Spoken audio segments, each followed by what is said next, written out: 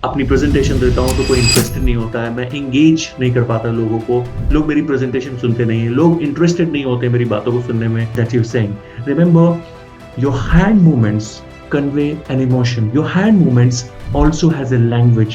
So you need to identify what kind of an emotion you are actually conveying with your hands so that you look attractive.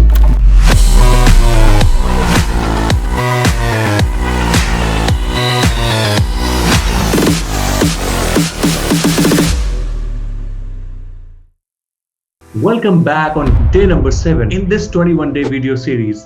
I am Tausif Hassan, your most favorite communication coach.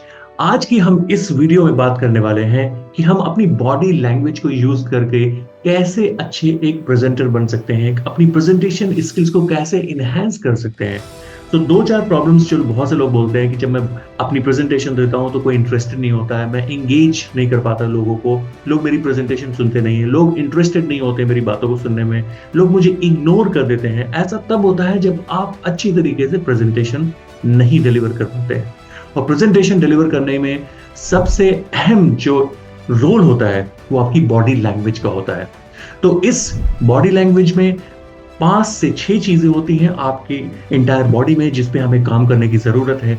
और अगले आने वाली 2-3 video में मैं पूरी body language, आपके body language के हर part को कैसे यूज करना है अपनी प्रेजेंटेशन में, वो सारी चीजें बताऊंगा सो दैट आप एक करिज्मेटिक कम्युनिकेटर बन सकें। अगर आपने इस सीरीज की पिछली वीडियोस नहीं देखी हैं जहां पर मैंने माइंडसेट के बारे में, फियर के बारे में, नर्वसनेस को कैसे ओवरकम करना है उसके बारे में, और एक्चुअल डिलीवर कैसे करना है, और एक्चुअल अपनी स्किल्स को कैसे यूज करना है अच्छी प्रेजेंटेशन देने में, मैंने पिछली वीडियोस में शेयर किया है। आज की इस वीडियो में बिना वक्त को जाया किए हुए हम सिर्फ और सिर्फ बात करने वाले हैं हैंड मूवमेंट्स की। हाँ जी, हैंड मूवमेंट्स की। अमूमन ऐसा देखा गया है कि एक कहावत है, body speaks even before you open your mouth, even before you speak.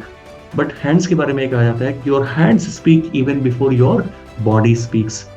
And I have seen many presenters, मैंने ऐसे कई बड़े बड़े लीडर्स को देखा है, उनकी यूट्यूब पे स्पीचेस और वीडियोस देखी हैं। बहुत से लोग ऐसी गलतियां करते हैं कि वो अपने पॉकेट में हैंड डाल लेते हैं, या फिर अपनी नोज को इच करते हैं, या नेक को इच करते हैं, या फिर वो अपने हैंड्स को रब करते हैं जब वो स्टेज पर आते हैं तो।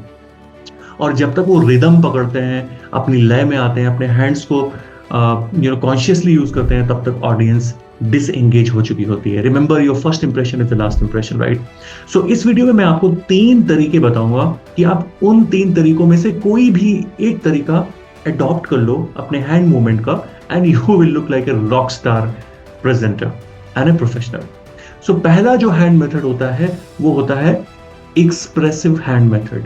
एक्सप्रेसिव हैंड मेथड मैं आपको एक तरीका बताता हूं। जैसे आपने अपने हाथ में एक Amazon का बॉक्स या एक बुक ले लिया और अपने गट लेवल पे ऐसे रख लिया, तो आप कोई भी चीज प्रेजेंट कर रहे हो तो आप बुक ले लो हाथ में, ऐसे रख लो और इस तरह से अपने हैंड्स को मूव करो और वापस अपनी जगह पर लेके आ जाओ। This is called expressive method, right? अगर आप एक कंप्लीट बिगिनर हैं, आपने कभी भी स्टेज प्रेजेंटेशन नहीं दिया, आपने कभी भी बोर्ड रूम में खड़े होकर प्रेजेंटेशन नहीं दी, या फिर अगर आपने दी है तो आपको ये नहीं पता कि आपको हैंड्स कैसे प्रोफेशनली मूव करना है, तो मैं आपको एक तरीका बताऊंगा, वो बिगिनर के लिए होता है। उसको बोलते हैं हम steeple method. Repeat after me, क्या बोलते हैं? Steeple method. कमेंट करके मुझे बताना कि आपको ये मेथड कैसा लगा। स्टीपल मेथड में हम क्या करते हैं, अपनी इन सारी उंगलियों, फिंगर्स को बेसिकली हम टच करते हैं और एक वी शेप बनाते हैं, और इसको हम अपने गट लेवल पे रखते हैं। Like for example, if I stand, it has to be like this. और हम प्रेजेंट करेंगे और अपने हाथों को यहाँ पे ले आएंगे, और आप अपने हाथों को बिल्कुल मूव नहीं करना चाहते तो आप कंफर्टेबली यही बरक कर अपनी सारी प्रेजेंटेशन दे सकते हैं। This is only for beginners, right?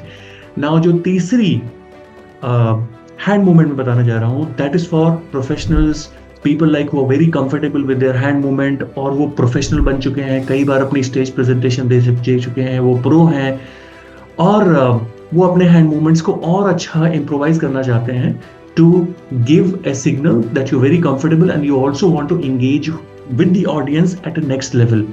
That method is called jazz hand method. Yes, the moment I said this, jazz hand method, इसका मतलब है आप अपने हैंड्स को अपनी बॉडी के बियॉन्ड स्ट्रेच कर रहे हैं। For example, I saw a gigantic mountain. I want all of you to come forward and sit in the front row.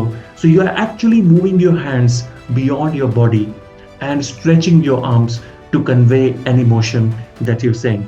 Remember, your hand movements convey an emotion. Your hand movements also has a language. So you need to identify what kind of an emotion you are actually conveying with your hands so that you look attractive. Because as a coach, मैं नहीं चाहता कि आप unattractive लगो, डिसएंगेजिंग हो जाओ, audience आप में इंटरेस्टेड ना हो.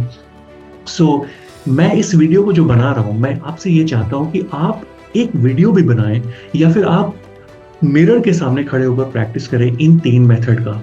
So let me quickly recap. Number 1, I told you expressive hand method. किसी को आप अपने हाथों में बुक लेकर खड़े हो जाए और अपना इंट्रोडक्शन दें. होमवर्क करेंगे कि नहीं करेंगे?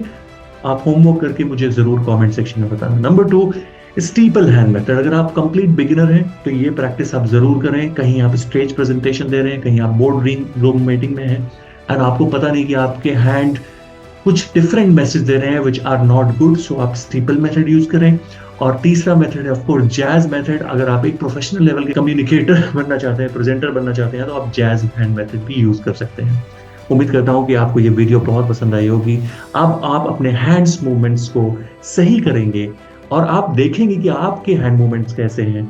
Remember one thing, your hands speak even before you speak. अगर ये वीडियो आपको पसंद आई तो अपने फैमिली और फ्रेंड्स से शेयर करना मत भूलना और सब्सक्राइब जरूर कर लेना. और मुझे बताना कि कमेंट में फीडबैक देके कि वीडियो कैसी लगी और आपने प्रैक्टिस करी तो आपको क्या एक्सपीरियंसेस आए, कैसा एक्सपीरियंस रहा, क्या चैलेंजेस आए, so that I can make another video to answer your queries.